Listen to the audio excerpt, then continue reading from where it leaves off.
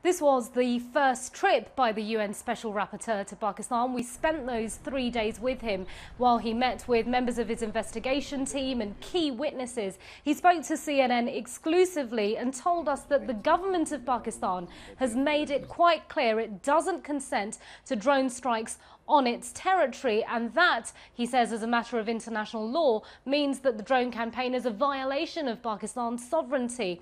I asked him about the United States' stance that drone strikes by the CIA are legal and ethical, and lawyers within the United States that Western democracies are facing a global war against a stateless enemy without geographical boundaries.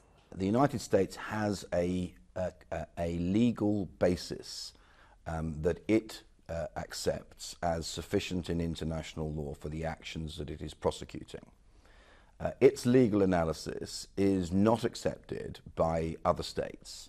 Indeed, I'm not aware of any state in the world that currently shares the United States' expansive legal perspective. The UN Special Rapporteur also said that he will be looking at the human intelligence that the drone campaign relies on heavily to identify militants, and he says that that poses a myriad of ways in which people could be misidentified. Now, crucially, as this is the evidence-gathering phase, he got to meet with people from North Waziristan, drone affectees, people representing them, and drone victims themselves. He spent a number of hours speaking to them, trying to understand their way of life, their culture, and the impact that the drone campaigns had on them, not just physically, some of them had lost limbs or members of their family, but also psychologically. I also got to speak to a number of them, including one of the men who had lost a leg. He was visiting his family in North Waziristan on holiday from Dubai when he says he jumped into the taxi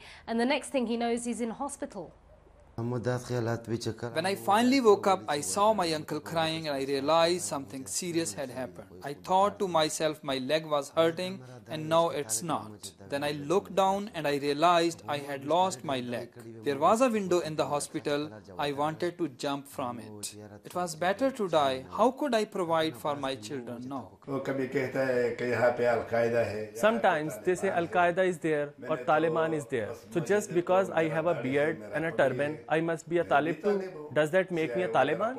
The CIA reports that we have killed X number of terrorists. But I have seen with my own eyes that in actual fact, young children and women were killed.